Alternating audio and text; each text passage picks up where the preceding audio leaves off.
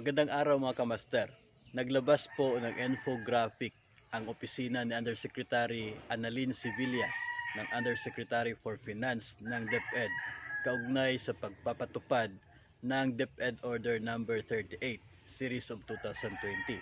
Ang DepEd Order na ito mga kamaster ay yung nagbibigay po ng pahintulot doon sa pagsasagawa ng reimbursement ng communication expenses para sa mga personnel ng DepEd na siyang gumagawa ng kanilang mga tungkulin nabang nasa panahon po ng pandemic. Yun, especially po yung mga nasa work from home na mga empleyado nito.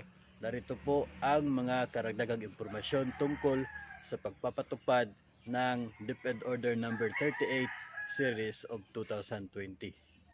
DepEd Order number 38 Series of 2020 Guidelines authorizing payment of communication expenses of the Department of Education personnel relative to the implementation of the alternative work arrangement for the year 2020. Narito po ang pahayag ng DepEd tungkol sa kahalagahan ng DepEd Order number 38. The Department of Education acknowledges that communication is vital in performing official tasks to serve the Filipino learners, especially during this time of pandemic. Hence, the policy to reimburse DepEd personnel's communication expenses incurred during the implementation of the alternative work arrangement in 2020. Para maintindihan po ng marami, ang tinatawag na communication expense na ito ay ang cost of using mobile phone and internet services incurred by DepEd personnel to carry out their function during the implementation of the alternative work arrangement brought about by the COVID-19 pandemic. Narito naman po ang mga specific na expenses na covered dito sa tinatawag na communication expense. Ang mobile postpaid plan, prepaid load card, electronic reloading, internet subscription fee, and other connected method or technology. Magkano naman kaya ang pwedeng ma-reimburse doon sa mga DepEd personnel? The amount that may be reimbursed is 300 pesos per month or actual expense, whichever is lower. So nasa 300 pesos per month ang maximum amount na pwedeng ma-reimburse mga kamaster. Pero kung mas mababa dito yung actual expense, yun pong actual expense ang masusunod doon sa reimbursement. So sino po ang eligible at ang kailan po yung period covered ng nasabing reimbursement? DepEd personnel who are under the work from home arrangement from March 16, 2020 until December 31, 2020 as certified by their unit heads.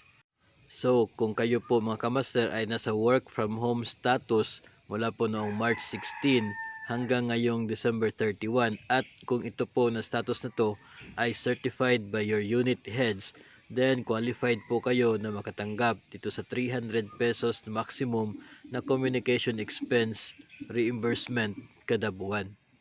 Narito naman ang mga requirements para sa nasabing reimbursement mga kamaster. Una, certification by authorized claimant stating that the actual communication expenses were incurred on the performance of the official duties and responsibilities. So kailangan po nagagawa ng certification yun mismong personnel ng DepEd na siyang tatanggap ng nasabing reimbursement at dapat po ay nakasaad doon na yun pong kanyang hinihinging reimbursement ay ang actual na kanyang communication expenses doon po sa kanyang pagsagawa ng kanyang performance of official duties and responsibilities sa nasabing period habang naka-work from home. Pangalawa ay ang proof of purchase or payment. Kabilang po dito yung official receipt of for the purchase of prepaid card or payment of your postpaid line or internet subscription under the name of the claimant. So kinakailangan yun pong payment po ninyo ay kailangan nakapangalan po doon sa tao na hihingi mismo ng reimbursement. Pwede rin gamiting proof of purchase or payment ang reimbursement expense report or RER together with screenshots or scanned copy of confirmation of mobile e-load showing the reference number and mobile number of the claimant. So kung wala po yung OR na doon sa inyong pong postpaid or prepaid card na binili, ay pwede po kayong gagawa ng reimbursement expense report. At kailangan naka-attach naman yung screenshot o kaya ay scan copy ng mga information doon sa inyong ginawang pagbili ng load. At kailangan din na makikita doon ang reference number at mismo mobile number ng tao o personnel na hihingi po ng kanyang reimbursement. Pangatlong requirement ay ang Accomplished Obligation Request and Status or ORS with corresponding disbursement voucher duly signed by head of office with attached list of claimants. Maganda po itong ginawa ng Undersecretary for Finance ng DepEd na infographics nang sa ganun ay mas maintindihan po ng mga personnel ng DepEd kung ano-ano yung mga nakasaad sa DepEd Order number 38 kagaya na lamang po ng mga requirements para sa nasabing reimbursement ng kanilang communication expenses. Ngunit doon po mismo sa Facebook post na yan ng Undersecretary for Finance ng DepEd ay tumanggap po ito ng napakaraming mga komento na tila ba hindi po sila approve, hindi po sila sang-ayon doon po sa mga nakasaad sa DepEd Order number 38. Lalong-lalo na po kung ang mismong mga nasabing bill ng mga postpaid payment o kaya ay doon sa prepaid card na binili ay kung ito ay nakapangalan doon sa spouse ng DepEd personnel. So it means dahil hindi po nakapangalan sa kanila ay hindi po nila ito pwedeng gamitin as proof of purchase o kaya ay payment ng kanilang nasabing communication expenses.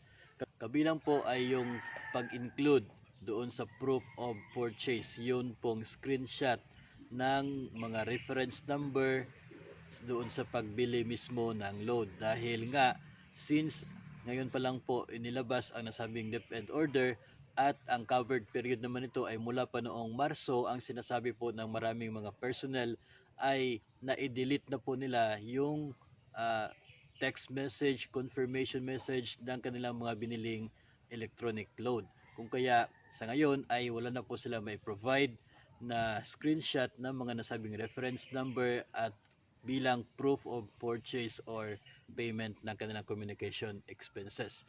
So, para bang hindi na sila magkakaroon ng chance na makaka-claim ng nasabing reimbursement dahil nga na-delete na nila yung mga text message na yon para sa kanilang mga biniling load mula pa po noong Marso. So, parang sinasabi po na parang hindi po gustong ibigay ang nasabing reimbursement. Pero sa mga kamaster, dapat din naman nating tandaan na dahil nga ito po ay expenses at ito po ay pagpapalabas ng pera mula sa DepEd patungo sa mga personnel nito, ang mga expenses po na ito ay dadaan po sa evaluation ng Commission on Audit, kung kaya kinakailangan din po na makakaroon ng sapat na mga attachments at proof of purchase or kaya ay payments nang sa ganon ay ma-justify po doon sa Commission on Audit ang ginawa ng DepEd na pagbabayad ng nasabing reimbursement patungo sa kanilang mga personnel. So hindi naman po sa sinasabi naghihigpit itong DepEd, kundi sumusunod lamang po ito sa mga alituntunin at batas na requirement po ng Commission on Audit. So parang gano'n na nga, ang medyo disadvantage lamang nito mga kamaster dahil ngayong buwan na po ng Desyembre o kaya ay last November na po yung nailabas ang nasabing DepEd order at ang covered naman nito ay mula pa noong Marso. Dahil sa napakatagal na po ng period na yon ay maaring hindi na nga available yung mga screenshots ng mga nasabing proof of purchase o kaya ay payment doon sa communication expenses. So yun po ang laman ng DepEd Order number 38 at ilan sa mga reaksyon ng mga personnel ng DepEd tungkol sa sinasabing pagbibigay nito ng reimbursement sa mga communication expenses ng mga personnel mula po noong Marso hanggang ngayong Desyembre. So sana po ay meron kayong natutunan at meron kayong nakuhang impormasyon dito po sa ating episode na ito. Hanggang sa susunod po, keep safe everyone.